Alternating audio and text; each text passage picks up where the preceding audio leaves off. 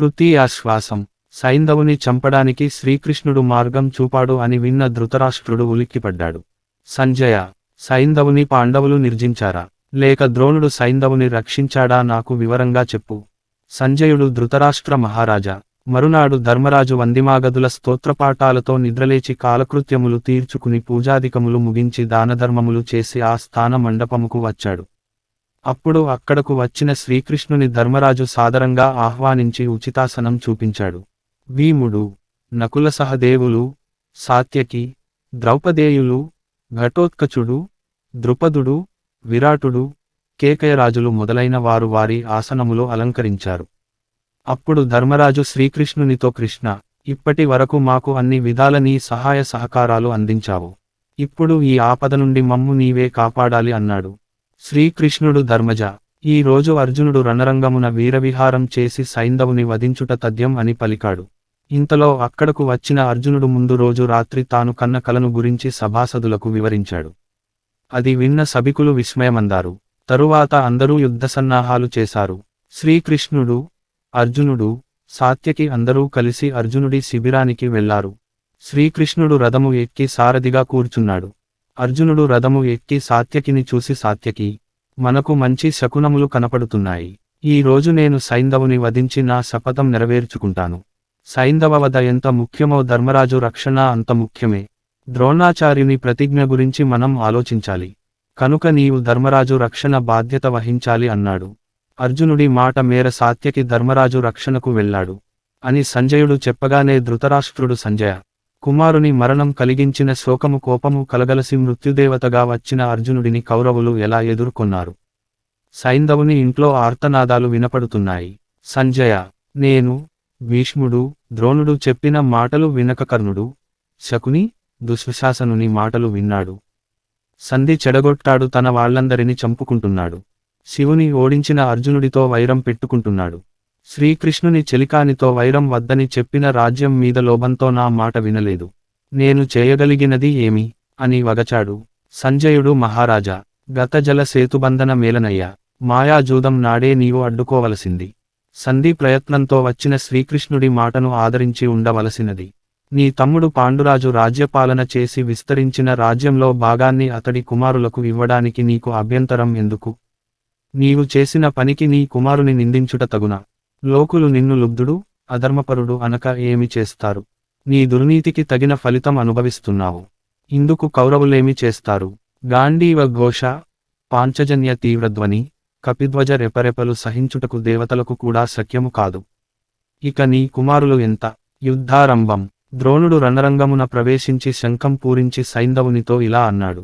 నీవు, భూరిశ్రవసుడు, కర్ణుడు, శల్యుడు, అశ్వత్థామ, వృషసేనుడు, కృపాచార్యుడు అందరూ కలిసి ఉండండి. మన బలములో 14,000 ఏనుగులు, 60,000 రథములు, 1,00,000 గుర్రములు, 10,00,000 పదాతి దళము మీ వెంట ఉంటుంది. నేను పన్ను యుద్ధ వ్యూహముకు మీరంతా 3 యోజనముల దూరములో ఉండండి. అప్పుడు పాండవులు మీ వంక చూడలేరు. ఆ తరువాత ద్రోణుడు 12 యోజనముల పొడవు 5 యోజనముల వెడల్పు కలిగిన శకట వ్యూహమును రచించాడు. ఆ శకట వ్యూహముకు పడమటగా ఉన్న అర్ధభాగం లోపల పద్మవ్యూహం పన్నాడు. ఆ పద్మవ్యూహం మధ్యభాగం నుండి శకట వ్యూహం మొదలు వరకు ఒక సూచీ వ్యూహము నిర్మించాడు. ఆ సూచీ వ్యూహ ముఖభాగమున కృతవర్మ, అతడి వెనుక కాంబోజరాజు, వారి వెనుక 1,00,000 మంది యోధులు. సుయోధనుడు వారందరికీ మూల స్థానమున సైంధవుని నిలిపాడు. దుర్మర్షనుడు అనేవాడు ఈ వ్యూహములో నేను నిలుచుట ఏమిటి అని, నేను ఒక్కడినే అర్జునుడిని చంపగలను అని వ్యూహముకు దూరంగా తన సేనలతో నిలిచాడు. ద్రోణుడు పన్నిన వ్యూహముకు 1,500 ధనస్సుల దూరంలో దుశ్శాసనుడు, వికర్ణుడు సైంధవుని రక్షించుటకు సిద్ధంగా ఉన్నారు. ద్రోణాచార్యుడు శకట వ్యూహముకు ముందు భాగంలో ఉన్నాడు. ఈ వ్యూహము చూసి సుయోధనుడు సంతోషించాడు. అర్జునుడి యుద్ధరంగ ప్రవేశం. దుర్మర్షనుడి గజసైన్యంలోకి ప్రవేశిస్తున్న కృష్ణార్జునులు. పాండవ సైన్యాధ్యక్షుడు దృష్టద్యుమ్నుడు వ్యూహానికి ప్రతి వ్యూహం పన్నాడు. కపిధ్వజము రెపరెపలాడగా అర్జునుడు యుద్ధరంగ ప్రవేశం చేశాడు. ఇరు పక్షాలలో యుద్ధబేరీలు మ్రోగాయి. ముందుగా దుర్మర్షనుడు విజృంభించాడు. అది చూసి అర్జునుడు, కృష్ణ, మన రథము దుర్మర్షనుడి వైపు పోనిము. ముందు వాడిని చంపి ఈ రోజు యుద్ధంలో వాడిని మొదటి కబళంగా భక్షిస్తాను అన్నాడు. కృష్ణుడు రథమును దుర్మర్షనుడి వైపు పోనివ్వగానే దుర్మర్షనుడి గజసైన్యం అర్జునుడు ఒంటరివాడని తలచి చుట్టుముట్టి శరములు గుప్పించారు. మరుక్షణంలో రణభూమి ఏనుగు కళేబరాలతో సైనికుల తలలతో నిండిపోయింది. కౌరవులు కూడా అర్జునుడి మీద తమ శరములు గుప్పించారు. అర్జునుడు వాటిని మధ్యలోనే త్రుంచి వేస్తూనే దుర్మర్షనుడి గజబలమును, అశ్విక బలమును, రథికులను ముక్కలు ముక్కలు చేశాడు. దుర్మర్షనుడి ధనస్సులు, రథములు, కేతనములు విరిగాయి. అర్జునుడి దాటికి ఆగలేక దుర్మర్షనుడు పారిపోయాడు. అతడి వెంట అతడి సేనలు పారిపోయాయి. దుశ్శాసనుడితో యుద్ధం. ఇంతలో దుశ్శాసనుడు అర్జునుడిని ఎదుర్కొన్నాడు. దుశ్శాసనుడిని చూడగానే అర్జునుడు ఆగ్రహోదగ్రుడై గాంధీవం సంధించి ధారాపాతగా అమ్ములు గుప్పించాడు. నిలబడిన ఏనుగులు నిలబడినట్లే ఉండగా వాటి మీద ఉన్న సైనికుల తలలు మాత్రం తాటి పండ్ల మాదిరి ఎగిరి పడుతున్నాయి. సైనికుల కాళ్ళు చేతులు తెగి నేల మీద దొర్లుతున్నాయి. తన సైన్యంతో పారిపోతున్న దుశ్శాసనుడిని చూసి అర్జునుడు దుశ్శాసన, ఆగు, ఎక్కడికి పారిపోతావు, పారిపోతే చావు తప్పదు అన్నాడు. కురు సభలో మాటాడిన దానికి ఫలితం అనుభవించవా అంటూ దుశ్శాసనుడిపై బాణములు వేశాడు. దుశ్శాసనుడు తిరిగి చూడకుండా ద్రోణుడి వద్దకు పోయాడు. ద్రోణాచార్యుని ఎదుర్కొనుట. కృష్ణుడు చెప్పగా అర్జునుడు ద్రోణాచార్యునికి చేతులెత్తి నమస్కరించి, భూసురోత్తమ, నాకు అన్న ధర్మరాజు బావకృష్ణుడు ఎలాగో మీరు అలాగే. మీరు నా శ్రేయోభిలాషులు. మీరు మీ కుమారుడు అశ్వత్థామను ఆదరించినట్లే నన్ను ఆదరించారు. నేను వ్యూహంలో ప్రవేశించి సైంధవుని చంపడానికి దయచేసి దారి ఇచ్చి నా ప్రతిజ్ఞ నెరవేర్చండి అని ప్రార్థించాడు. ద్రోణుడు, అర్జున, నేను ఇక్కడ ఉండగా నీవు సైంధవుని ఎలా చంపగలవో అని అర్జునుడిపై శరములు గుప్పించాడు. ముందు గురువుగారు బాణములు వేయగానే అర్జునుడు విజృంభించి ద్రోణుని 9 బాణములతో కొట్టాడు. ద్రోణుడు వాటిని మధ్యలోనే త్రుంచి కృష్ణార్జునులపై బాణవర్షం కురిపించి వింటి త్రాటిని త్రుంచి అర్జునుడి రథాన్ని బాణములతో కప్పాడు. అర్జునుడు తన వింటి నారిని బిగించి ద్రోణుని వదిలి అతడి సైన్యాలను ఎదుర్కొన్నాడు. అర్జునుడి గాంధీవం నుండి వెలువడుతున్న బాణములు కురు సైన్యాలను తుత్తునియలు చేతున్నాయి. ద్రోణుడు ఆ బాణములను ఎదుర్కొని సైన్యములను రక్షిస్తూ అర్జునుడి రథమును బాణములతో కప్పాడు. అర్జునుడు ద్రోణుని దాటి ఒక్క అడుగు ముందుకు వేయలేకపోయాడు. కృష్ణుడు అర్జునుడితో, అర్జున, ద్రోణుని మీద కోపం ఎందుకు, అతడిని వదిలి శకట వ్యూహములో ప్రవేశించు అన్నాడు. అర్జునుడు, అలాగే కృష్ణ, మన రథమును చక్ర వ్యూహంలోనికి పోనిమ్ము అన్నాడు. తనను తప్పించుకు వెళుతున్న అర్జునుడితో, అదేమిటయ్యా అర్జున, యుద్ధం చేస్తున్న వాడిని వదిలి పక్కకు వెళుతున్నావు, శత్రువును చంపవా అన్నాడు.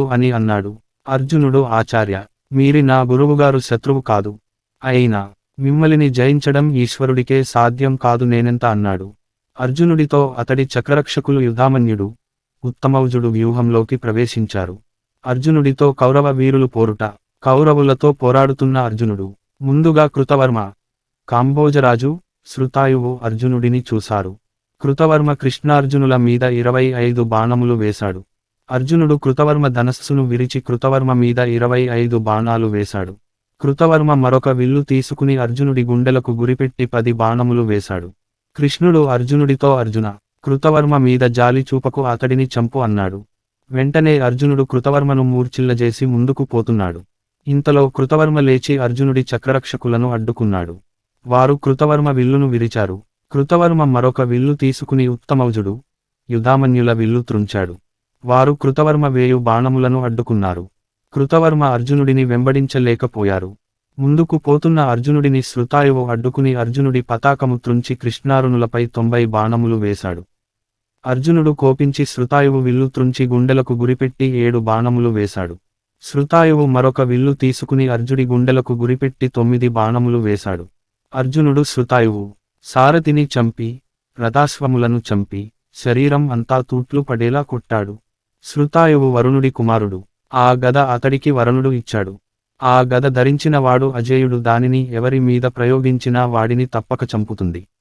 ఆ గద నిరాయుధుని మీద యుద్ధానికి సిద్ధంగా లేని వాడి మీద ప్రయోగిస్తే అది ప్రయోగించిన వాడినే చంపుతుంది. శృతాయువుకు ఆవేశంలో ఆ విషయానికి గుర్తుకు రాక దానిని శ్రీకృష్ణుడిపై ప్రయోగించాడు. కేవలం సారథిగా ఉన్న శ్రీకృష్ణుని ఆ గద ఏమీ చేయలేక తిరిగి వచ్చి ప్రయోగించిన శృతాయువును వధించింది. అది చూసి అతడి సైన్యం పారిపోయింది. ఆ సమయంలో అక్కడ ఉన్న కాంబోజరాజు అర్జునుడిని ఎదుర్కొన్నాడు. ఇరువురు ఒకరిపై ఒకరు శరప్రయోగం చేసుకున్నారు. అర్జునుడు అతడి కేతనమును విరిచి, విల్లును త్రుంచి, సారథిని చంపి, హయములను చంపి పదునైన నారాచములు వేసి అతడి గుండెలు పగులగొట్టాడు. ఆ దెబ్బకు కాంబోజరాజు మరణించాడు. తరువాత శిబి, వసాతి మొదలగు మహారాజులు అర్జునుడిని చుట్టుముట్టారు. అర్జునుడు తన బాంధాతములతో వారినందరినీ యమసదనానికి పంపాడు. తరువాత శృతాయువు, అయుతాతువు అర్జునుడిని ఎదుర్కొన్నారు. అర్జునుడు ఇంద్రాస్త్రం ప్రయోగించి వారిని వధించాడు. అది చూసి సుయోధనుడు కళింగులు, దక్షిణాత్యులు, ఆటవికులు కలిసి వారి గజబలముతో అర్జునుడిని ఎదుర్కొన్నారు. అర్జునుడు ఆ గజసేనలను చీల్చిచెండాడాడు. తెగిన తొండములు, కాళ్ళు, క్రిందపడిన మావటీలతో ఆ ప్రదేశం బీభత్సమైంది. తరువాత యవనులు, పారదులు, శకులు అర్జునుడిని ఎదుర్కొన్నారు. అర్జునుడు వారినందరినీ తన బాణపరంపరతో అంతమొందించాడు. అంబష్ట దేశపు రాజు శృతాయువు అర్జునుడిని ఎదుర్కొన్నాడు. అర్జునుడు అతడి వింటిని విరిచి హయములను చంపాడు. శృతాయువు గదతో శ్రీకృష్ణుని కొట్టాడు. అర్జునుడు ఆ గదను విరుగకొట్టి వేరొక శరముతో శృతాయువు తల నరికాడు. ద్రోణుడు సుయోధనుడికి కవచధారణ విద్యను ఉపదేశించుట. అర్జునుడి పరాక్రమము చూసిన సుయోధనుడు ద్రోణుని వద్దకు వెళ్లి ఆచార్య, నిన్ను లెక్క చేయక అర్జునుడు ముందుకు వెళ్లి అందరిని చంపుతున్నాడు. మీరు చూస్తూ ఊరక ఉన్నారు. అర్జునుడి వంక కూడా చూడలేదు. తమరు నాకిచ్చిన వరం ఏమైనట్లు? సైంధవుడు మిమ్ము నమ్మి ఎటూ పోకుండా రణరంగమున ఉన్నాడు. మీరు అతడిని రక్షించు ప్రయత్నము చేయలేదు. అతడి చావు చూడాలని ఉందా? మీరు అసలు మనుషులేనా అని నాకు అనుమానంగా ఉంది. నా మనస్సు బాధపడుతుంది కనుక మిమ్మిలా అడుగుతున్నాను. సైంధవునికి రక్షణగా ఉన్న రధికులంతా పారిపోతున్నారు. అతడిని రక్షించండి అన్నాడు. ద్రోణుడు సుయోధనుడిని చూసి నవ్వి, సుయోధన, నీ మాటలకు అశ్వత్థామ మాటలకు కోపిస్తానా? శ్రీకృష్ణుని తలపు కంటే అతడి గుర్రాలు వేగంగా పయనిస్తున్నాయి. అంతకంటే వేగంగా అర్జునుడి బాణాలు వెలువడుతున్నాయి. వాటిని ఆపగలిగిన శక్తి నాకు ఉందా? నేను ఈ స్థానం నుండి కదిలానంటే సైన్యం అల్లకల్లోలం అవుతుంది. ఆపై సైంధవుని రక్షించుట కష్టం. కనుక నేను సేనా ముఖం నుండి కదలక ధర్మరాజును బంధించే ప్రయత్నం చేస్తాను. నేను వృద్ధుడిని కనుక అర్జునుడితో పరుగిడలేను. నువ్వు అర్జునుడికి సమవయస్కుడవు కనుక అర్జునుడిని ఎదుర్కో అన్నాడు. సుయోధనుడు, మిమ్ము కృతవర్మను ఎదుర్కొని దాటి వెళ్లిన అర్జునుడిని ఎదుర్కొనుట నాకు సాధ్యమా? మీరు చెప్పారు కనుక వెళ్లి పోరాడతాను అన్నాడు. ఆ మాటకు సంతోషించి ద్రోణుడు, సుయోధన, నీకు కవచధారణ విద్యను నేర్పుతాను. దీనితో నువ్వు రక్షింపబడతావు. అర్జునుడు వేసిన శరములు నీ శరీరాన్ని తాకవు అని ఒక బంగారు కవచంపై కవచధారణను ఆవహింపచేసి అది సుయోధనుడికి తొడ్డొక్కోవడానికి ఇచ్చాడు. ద్రోణుడు, సుయోధన, మొదట ఈ కవచ ధారణ విద్యను దేవతల సంరక్షణార్థం బ్రహ్మదేవుడు ఇంద్రునికి ఇచ్చాడు. దేవేంద్రుడు దానిని అంగీరసునికి ఇచ్చాడు. అంగీరసుడు బృహస్పతికి, బృహస్పతి అగ్నివేశుడికి, అగ్నివేశుడు నాకు ఇచ్చాడు. నేను అది ఇప్పుడు నీకు ఇస్తున్నాను. ఇది ధరించి విజయుడివి కమ్ము అని దీవించాడు. సుయోధనుడు కవచ ధారణ చేసి అర్జునుడితో యుద్ధానికి సన్నద్ధం అయ్యాడు. కురుపాండవ యుద్ధము. కురుపాండవ సేనలు ఒకరికి ఒకరు తీసిపోకుండా ఘోరయుద్ధం చేస్తున్నారు. దృష్టద్యుమ్నుడు ద్రోణుని ఎదుర్కొని కౌరవ సేనలను పీనుగుల కుప్పలుగా చేశాడు. ఎవరికీ అతడి ముందు నిలవాడానికి ధైర్యం చాలలేదు. అది చూసి ద్రోణుడు పాంచాలకేకయ సేనలను ఎదుర్కొన్నాడు. అది చూసి ధర్మరాజు తన తమ్ములను తీసుకుని దృష్టద్యుమ్నునికి సాయంగా వచ్చాడు. అది చూసి వికర్ణుడు వివిశంతిని, చిత్రసేనుడు భీముని, బాహ్లికుడు ఉపపాండవులను, దుశ్శాసనుడు సాత్యకిని, శకుని నకుల సహదేవులని, సోమదత్తుడు శిఖండిని, అలంబసుడు ఘటోత్కచుని ఎదుర్కొన్నారు. శల్యుడు సైంధవుని పక్కనే ఉండి అతడిని రక్షిస్తూ అప్పుడప్పుడు ధర్మరాజుపై బాణము వేస్తున్నాడు. దుశ్శాసనుడు సాత్యకిని మూర్ఛపోయేలా కొట్టాడు. కాని తేరుకున్న సాత్యకి దుశ్శాసనుడిని తరిమి తరిమి కొట్టారు. నకుల సహదేవుల పరాక్రమానికి తట్టుకోలేక శకుని ద్రోణుని వెనుక దాక్కున్నాడు. ద్రోణుడు దృష్టద్యుమ్నుని భీముని ధర్మరాజును ఎదుర్కొన్నాడు. ద్రోణుడు తను పన్నిన శకట వ్యూహం చెదరకుండా కాపాడుతున్నాడు. రణరంగం విరిగిన రథములు, విల్లులు, కేతనములు, చిందరవందరాగా పడిన దుస్తులు, కాళ్ళు చేతులు, ఏనుగుల కళేబరాలు, గుర్రముల శవాలు పదాతి దళాల పీనుగులతో భీకరంగా ఉంది. ద్రోణుని రథమును దృష్టద్యుమ్నుడు ఢీకొట్టి డాలు కత్తి తీసుకుని ద్రోణుని మీద కలియబడ్డాడు. ద్రోణుడు ఈ హఠాత్పరిణామానికి జంకక దృష్టద్యుమ్నుని కత్తిని ముక్కలు చేసి డాలును విరిచి రథాశ్వములను, సారథిని చంపి దృష్టద్యుమ్నుని మీద క్రూర నారాచమును వేశాడు. సాత్యకి ఆ నారాచమును విరిచాడు. దృష్టద్యుమ్నుడు సాత్యకి రథం ఎక్కి పక్కకు తప్పుకున్నాడు. చేతికి చిక్కిన దృష్టద్యుమ్నుని తప్పించినందుకు ద్రోణునికి సాత్యకి మీద కోపం వచ్చి సాత్యకిని కోపంగా ఎదుర్కొన్నాడు. సాత్యకి జంకక తన రథమును ద్రోణుని ముందు నిలిపాడు. వారిరువురు ఘోరయుద్ధం సాగించారు. రథములు విరుగుతున్నాయి, కేతనములు తెగిపడుతున్నాయి, సైనికుల శరీరములు మట్టిలో దొర్లుతున్నాయి. అప్పుడు సాత్యకి ద్రోణుని విల్లు విరిచాడు. ద్రోణుడు మరొక విల్లు తీసుకుని సందేచే లోపల దానిని విరిచాడు. ఆ విధంగా ద్రోణుడు ఎన్ని విల్లులు తీసుకున్నా వాటిని విరిచాడు సాత్యకి. పట్టువదలని ద్రోణుడు ఆఖరికి ఒక విల్లు తీసుకుని బాణములు సంధించి అత్యంత వేగంగా సాత్యకిపై శరములు ప్రయోగించాడు. సాత్యకి వాటినిన్నంటినీ అత్తుతునియలు చేశాడు. ద్రోణుడు సాత్యకిపై ఆగ్నేయాస్త్రాన్ని ప్రయోగించాడు. భీకర జ్వాలలను చిమ్ముతూ సాత్యకి వైపు వచ్చిన ఆగ్నేయాస్త్రాన్ని వారుణాస్త్రం ప్రయోగించి సాత్యకి నిర్వీర్యం చేశాడు. సాత్యకికి బాసటగా ధర్మరాజు, భీముడు, నకులుడు, సహదేవుడు నిలిచారు. ద్రోణునికి బాసటగా దుశ్శాసనాదులు నిలిచి యుద్ధం చేస్తున్నారు. అర్జునుడి సమరం. అర్జునుడు తాను వెళ్లే మార్గంలో ఎదురైన యోధులను హతమారుస్తూ సైంధవుని కొరకు ముందుకు దూసుకు వెళుతున్నాడు. ఇంతలో విందులు తమ సైన్యంతో అర్జునుడిని చుట్టుముట్టి కృష్ణార్జునుల మీద శరవర్షం కురిపించాడు. అర్జునుడు వారి ధనస్సులను విరిచి, పతాకములు పడగొట్టి, వారి రథాశ్వములను చంపి ముందుగా విందుని తల తెగ నరికాడు. అన్నగారి మరణానికి ఆగ్రహించి అనువిందుడు గదను తీసుకుని రథం దిగి అర్జునుని రథం సమీపించి తన గదను శ్రీకృష్ణుని మీద విసిరాడు. అర్జునుడు ఆ గదను విరిచి మరొక బాణంతో అనువిందుని శిరస్సు ఖండించాడు. విందులు మరణించగానే వారి సేనలు అర్జునుడిని చుట్టుముట్టాయి. అర్జునుడు వారినందరినీ తన శరాఘాతంతో తరిమి కొట్టాడు. కృషార్జునులు రథాశ్వముల సేద దీర్చుట. అప్పటికీ అర్జునుడు అలసిపోయాడు. రథాశ్వాలు కూడా అలసిపోయాయి. సైంధవుడు కనుచూపు మేరలో కనిపించలేదు. ఈ పరిస్థితి గమనించిన కౌరవ సేనలు సింహనాదాలు చేస్తూ పాండవ సేనలను తరుముతున్నారు. అర్జునుడు కృష్ణ, నేను వీరిని నిలువరిస్తాను, నువ్వు రథాన్ని ఆపి రథాశ్వాలకు విశ్రాంతి నిమ్ము అన్నాడు. ఇదే తగిన సమయమని కౌరవ యోధులు అర్జునుడిని చుట్టుముట్టి శరవర్షం కురిపించారు. అర్జునుడు వాటిని మధ్యలో త్రుంచి వారి మీద ప్రయోగించాడు. సముద్ర తరంగం వలె తన మీద పడుతున్న సైన్యాలను చెలియలి కట్టవలె అడ్డుకుని అర్జునుడు బల్ల బాణములతో రథములను విరిచి, అర్ధచంద్ర బాణాలతో ఏనుగులను చంపుతున్నాడు. క్రూర నారాచములతో హయములను నేలపడదోస్తున్నాడు. రణరంగం అంతా మాంస ఖండములతోనూ, తెగిన తలలతోనూ, ఏనుగుల అశ్వముల కళేబరములతో నిండిపోయింది. అప్పుడు కృష్ణుడు అర్జునుడితో, అర్జున, మన గుర్రములు సేద తీరాయి కాని వాటికి దాహం వేస్తున్నట్లుంది. అవి నీరు త్రాగితేగాని తెప్పరిల్లవు ఎలా అన్నాడు. అర్జునుడు, దానిదేముంది కృష్ణ, ఇప్పుడే నీరు తెప్పిస్తాను అని తన బాణములతో భూమిని చీల్చి ఒక కొలను ఏర్పరచి దానిని నీటితో నింపాడు. అది చూసిన కౌరవ సేనలు ఆశ్చర్యపోయాయి. శ్రీకృష్ణుడు సంతోషించి అర్జునుడిని ప్రశంసించి అశ్వాలతో నీరు త్రావించి రథముకు కట్టి రథము సిద్ధము చేశాడు. అర్జునుడు రథం ఎక్కాడు. శ్రీకృష్ణుడు నొగల మీద కూర్చున్నాడు. అంతలో దూరం నుండి వస్తున్న సుయోధనుడిని చూసి కృష్ణుడు రథమును సుయోధనుడి వైపు పోనిచ్చాడు. అది చూసిన కౌరవయోధులు ఇప్పటి వరకు కౌరవ సేనలను పీనుగు పెంటలు చేశాడు. ఇప్పుడు సుయోధనుడిని ఎదుర్కొంటున్నాడు, ఏమవుతుందో ఏమో అని తమలో తాము అనుకున్నారు. ఇంతలో పొద్దు వ్రాలడం గమనించి పాంచజన్య, దేవదత్తములు పూరించారు. ఆ ధ్వనికి కౌరవ రాజులు గుండెలు పగిలి సైంధవుడి సంగతి దేవుడెరుగు, మన ప్రాణాలు రక్షించుకోవాలి అనుకుని సైంధవుని రక్షణ వలయం నుండి తొలగిపోయారు.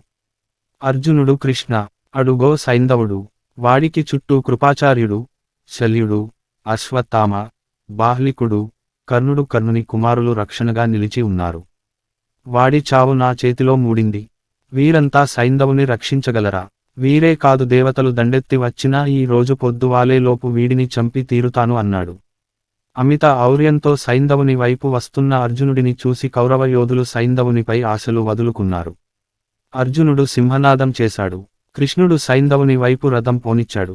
ఇంతలో ద్రోణుడు ఇచ్చిన కవచధారణ చేసిన సుయోధనుడు అర్జునుడిని ఎదుర్కొన్నాడు. అర్జునుడు సుయోధనుడిని ఎదుర్కొనుట. సుయోధనుడు అర్జునుడిని ఎదుర్కోవడం చూసిన కౌరవసేన ఉత్సాహంగా అర్జునుడిని చుట్టుముట్టారు. తమ ఎదుట నిలబడిన సుయోధనుడిని చూసి శ్రీకృష్ణుడు, ఈ సుయోధనుడు మన మీద నిరంతర కోపంతో ఉన్నాడు. ఇప్పుడు మనకు సుయోధనుడికి మధ్య జరిగే జూదంలో సైంధవుడు పందెంగా ఉన్నాడు. ఈ సుయోధనుడిని జయించి అతడికి మన మీద ఉన్న కోపాన్ని నిర్మూలించు. మీ కష్టాలన్నిటికీ ఇతడే కారకుడు. మాయాజూదంలో ధర్మజుని ఓడించి అతడిని అవమానాల పాలు చేసిన పాపాత్ముడు. నిండు పేరోలగంలో ద్రౌపది కొప్పు పట్టి ఈడ్పించి వలువలు పట్టి లాగించిన దుర్మార్గుడితడే. ఇతడికి నీ పరాక్రమము రుచి చూపు. నీకు శుభం కలుగుతుంది. వీడు మన ఎదుటకు వచ్చుట మన అదృష్టం. ఇది దేవుడిచ్చిన వరం, దీనిని సద్వినియోగం చేసుకో. వీడి తల వెంటనే నరుకు. వీడు చస్తేగాని పీడ వదలదు. అర్జున, నీ ఎదుటకు వీడు రావడం నీ గాంధీవానికి ఎరగావడం నీ పూర్వజన్మ సుకృతం. సందేహించక ఇతడిని వధించిన కౌరవసేన చెరిదిపోతుంది. ఆపై సైంధవుడు బయటకు వస్తాడు. అప్పుడు అతడిని తరిమి వధించుట సులభం అని చెప్పాడు. అర్జునుడు కృష్ణ, సుయోధనుడు మాకు చేసిన అవమానములు కష్టములు ఎటుల మరువగలను. సత్వరమే ఇతడిని చంపి నా పగ తీర్చుకుంటాను.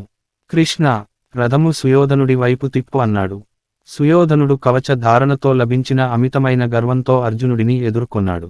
కృష్ణార్జునులు శంఖములను పూరించారు. కృష్ణార్జునుల ఆవేశాన్ని కనులార చూసిన కౌరవ సేనలు అర్జునుడి చేతిలో సుయోధనుడి మరణం నిశ్చయం అనుకున్నారు. సుయోధనుడు అర్జునుడిని చూసి అర్జున, నీ దగ్గర దివ్యాస్త్రములు ఉన్నాయని వీగుతున్నావు కదా, ఆ పేరు ఈ రోజుతో చెల్లిపోయింది. నీ బలము కృష్ణుని నేర్పరితనం చూడాలని వచ్చాను. నీవు నిజంగా పాండురాజు కుమారుడవైతే నీ శౌర్య ప్రతాపాలు చూపి అస్త్ర కౌశలం చూపించు అని క్రూర నారాచములను అర్జునుడిపై వేశాడు. 4 బాణాలతో అర్జునుడి రథాశ్వములను కొట్టి 10 బాణాలతో కృష్ణుడిని కొట్టాడు. అర్జునుడు కోపించి సుయోధనుడిపై 14 బాణములు ప్రయోగించగా అవి సుయోధనుని శరీరం తాకి కింద పడ్డాయి. అర్జునుడు తిరిగి 27 బాణములు సుయోధనుడి మీద వేశాడు.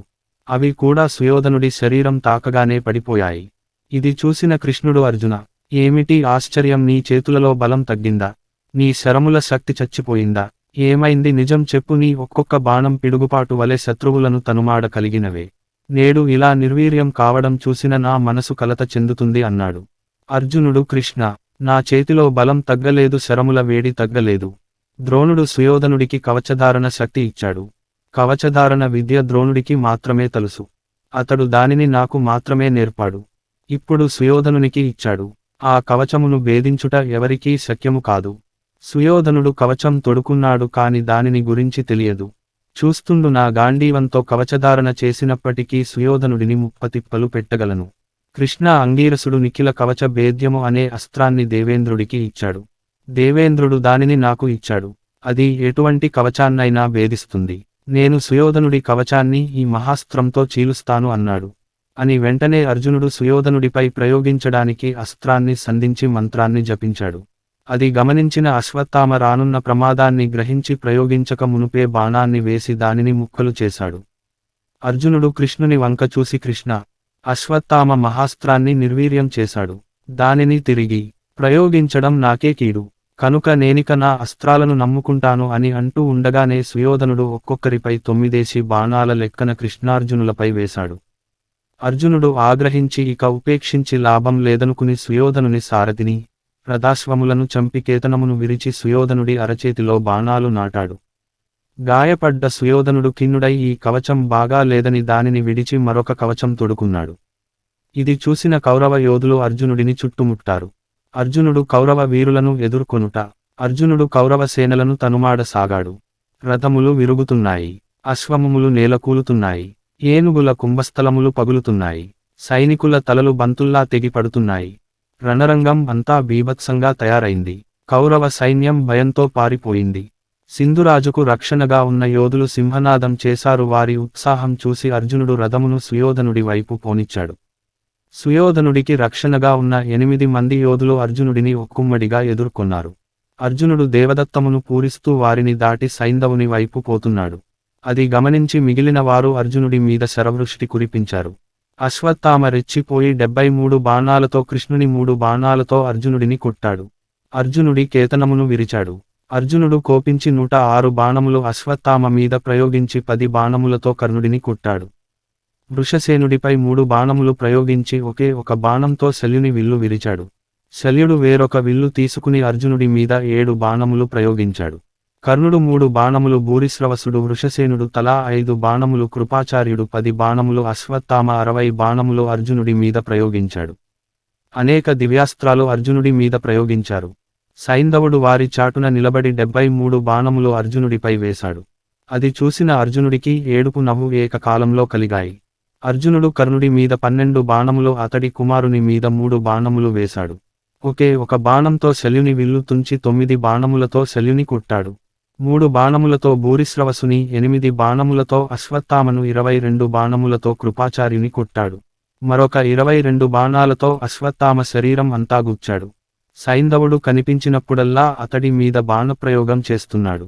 సైంధవుడు అర్జునుడికి కనిపించకుండా వారి వెనుక దాక్కుంటున్నాడు.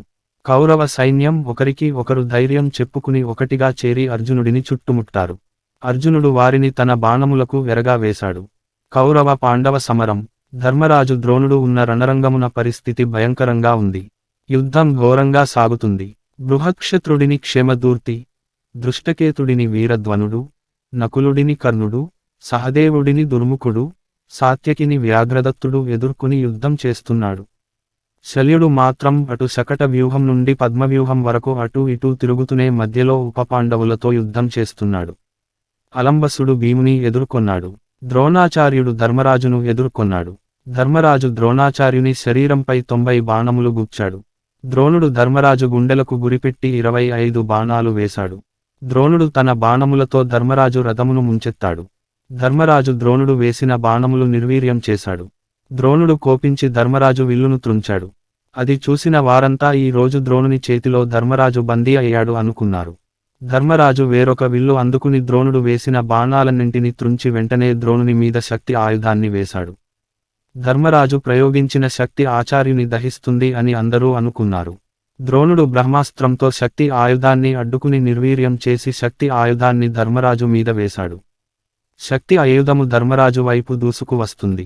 ధర్మరాజు బ్రహ్మాస్త్ర ప్రయోగం చేసి ఆ అస్త్రాన్ని నిర్వీర్యం చేశాడు. ద్రోణుని శరీరం మీద 5 బాణాలు వేసి ద్రోణుని విల్లు తుంచాడు. ద్రోణుడు ధర్మజుని మీదకు గదాయుధాన్ని విసిరాడు. ధర్మజుడు కూడా గదాయుధాన్ని విసిరాడు. 2 గదలు ఒకదానిని ఒకటి ఢీకొన్నాయి.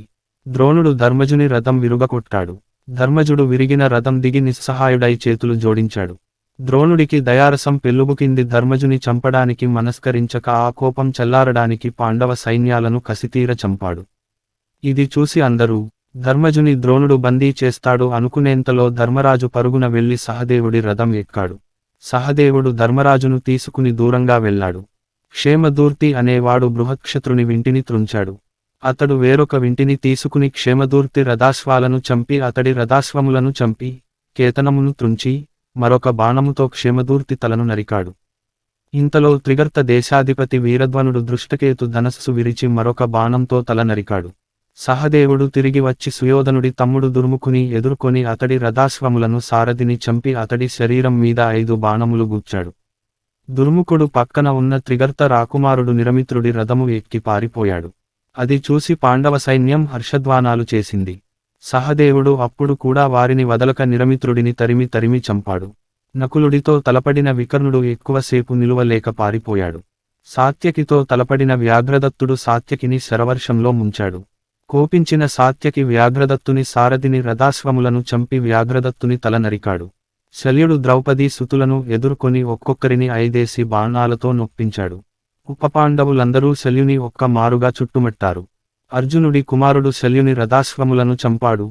భీముని కుమారుడు శల్యుని ధనస్సును, ధర్మరాజు కుమారుడు శల్యుని కేతనమును విరిచారు. నకులుడి కుమారుడు శల్యుని రథసారథిని చంపారు. భీముడు అలంబసుడితో యుద్ధం చేస్తున్నాడు. అలంబసుడి దాటికి భీముడు మూర్ఛిల్లి అంతలోనే తేరుకుని అలంబసుడి శరీరం మొత్తం బాణములతో కొట్టాడు. అలంబసుడు తన శరీరాన్ని పెంచగానే ఆ బాణములన్నీ అతడిని ఏమీ చేయలేకపోయాయి. అలంబసుడు భీమసేనుడితో భీమసేన, నా తండ్రి బకాసురుని చంపినప్పుడు నేను లేను, ఇప్పుడు నాపై నీ ప్రతాపం చూపు అన్నాడు. అది విని భీముడు కోపించి అతడిపై బ్రహ్మాస్త్రం ప్రయోగించి అలంబసుని తరిమి కొట్టాడు. ద్రోణుడు సాత్యకి మొదలైన పాండవ వీరులను ఎదుర్కొని తన బాణ ప్రయోగంతో వారిని ముందుకు పోకుండా ఆపుతున్నాడు. అలంబసుడి యుద్ధం. ఇంతలో ద్రోణుడిని ఘటోత్కచుడు ఎదుర్కొన్నారు. అది చూసి అలంబసుడు ఘటోత్కచుడిని ఎదుర్కొన్నాడు. తనకు అడ్డంగా ఉన్న సాత్యకిని పక్కకు నెట్టి ఘటోత్కచుడు అలంబసుడి మీద శరవర్షం కురిపించాడు. అలంబసుడు ఘటోత్కచునిపై పెద్ద చక్రం వేశాడు. ఘటోత్కచుడు దానిని నుగ్గు చేశాడు. తన చక్రాయుధము నిరుపయోగం కావడంతో అలంబసుడు ఘటోత్కచునిపై అనేక మాయలు ప్రయోగించాడు. ఘటోత్కచుడు వాటిని తన అర్ధచంద్ర బాణములతో ఎదుర్కొన్నాడు. ఒకరికి ఒకరు తీసిపోకుండా భీకరంగా ద్వంద్వయుద్ధం, మాయాయుద్ధం సాగిస్తున్నారు. ఉపపాండవులు అలంబసుడిని తమ బాణములతో కప్పారు. అలంబసుడు ఆ బాణములకు జంకక భీముని 25 బాణములతోనూ, ధర్మరాజును 3 బాణములతోనూ ఉపపాండవులను, సహదేవుడిని, ఘటోత్కచుడిని 25 బాణములతో కొట్టి సింహనాదం చేశాడు. ఘటోత్కచుడు అలంబసుడి రథాశ్వములు చంపి, సారథిని చంపి, రథమును విరిచాడు. తన రథము విరిగిపోగా అలంబసుడు నేల మీదకు దూకి తన మాయాజాలముతో పాండవసేనపై మాయాశరములను వేశాడు. ఘటోత్కచుడు కూడా రథము దిగి అలంబసుడితో మాయాయుద్ధముకు తలపడి అలంబసునిపై మాయాశరములు గుప్పించాడు. అలంబసుడు ఖడ్గం తీసుకుని ఆకాశానికి ఎగిరాడు. ఘటోత్కచుడు కూడా ఖడ్గపాణి అయి ఆకాశానికి ఎగిశాడు. ఇద్దరూ మేఘాలపై ఒకరిని ఒకరు చుట్టుకుంటూ విచిత్రంగా యుద్ధం చేస్తున్నారు. తరువాత ఇద్దరూ భూమి మీద పడి ఒకరిపై ఒకరు కత్తులు విసురుకున్నారు. ఒకదానికి ఒకటి కొట్టుకొని అవి పడిపోగానే ఇద్దరు ద్వంద్వ యుద్ధానికి తలపడ్డారు. ఒకరిని ఒకరు తోయుచూ, పొడుచుకుంటూ, కొట్టుతూ అనేక విధముల పోరు సాగించారు. చివరకు అలంబసుడు అలిసి పోగానే ఘటోత్కచుడు తగిన సమయం వచ్చిందని అలంబసుని కిందకు తోసి మీద కూర్చుని చేతులతో, కాళ్లతో తన్ని పొడిచి, కుమ్మి యుద్ధం చేశాడు. చివరకు అలంబసుడు ఘటోత్కచుడి చేతిలో ప్రాణాలు విడిచాడు. ధర్మరాజు ఘటోత్కచుడిని కౌగలించుకుని అభినందించాడు. ధర్మరాజు సాత్యకిని అర్జునుడికి సాయంగా పంపుట. సాత్యకి కౌరవ సేనలను దొరికిన వాడిని దొరికినట్లు చంపుతూ తరుముతున్నాడు. అది చూసిన ద్రోణుడు సాత్యకిని ఎదుర్కొన్నాడు. సాత్యకి ద్రోణునిపై 25 బాణములతో కొట్టాడు. ద్రోణుడు సాత్యకిని 3 బాణములతో కొట్టాడు. సాత్యకి ద్రోణుడిని 70 నారాచములతో కొట్టాడు. ద్రోణుడు వాటిని 9 బాణములతో ఎదుర్కొన్నాడు. వాటిని సాత్యకి ఎదుర్కొంటున్న సమయంలో ద్రోణుడు సాత్యకిపై 100 బాణములు వేశాడు. సాత్యకి నిస్సహాయంగా నిలబడ్డాడు. అది చూసి నీ కుమారులు సింహనాదం చేశారు. ధర్మరాజు అది చూసి, యోధులారా, రండి, సాత్యకి ఆపదలో ఉన్నాడు, రక్షించండి అని అరిచాడు. ఆ మాటలు విన్న భీముడు ఒక్క పరుగున సాత్యకి వద్దకు వచ్చాడు. మిగిలిన పాండవ వీరులు సాత్యకిని దాటిపోయి ద్రోణుని ఎదుర్కొన్నారు. వారిని చూసి ద్రోణుడు చిరునవ్వు నవ్వి వారిపై వాడి అయిన శరములు వేసి పాంచాలురు 20 మందిని కేకయ రాజులను 100 మందిని తలలు నరికి యమసదనానికి పంపాడు. పాండవ సైన్యం ద్రోణుని దాటి ఒక్క అడుగు ముందుకు వేయలేదు. ఇంతలో పాంచజన్య ఘోష వినపడింది. అది విన్న ధర్మరాజు సాత్యకిని చూసి, సాత్యకి, అర్జునుడి దేవదత్తము వినిపించకనే పాంచజన్య ఘోష వినవస్తుంది. అశ్వత్థామ, కర్ణ, శల్య, కృప, శల్య, భూరిశ్రవసులు అర్జునుడిని చుట్టుముట్టినట్లున్నారు. అర్జునుడు ఆపదలో ఉన్నట్లున్నాడు.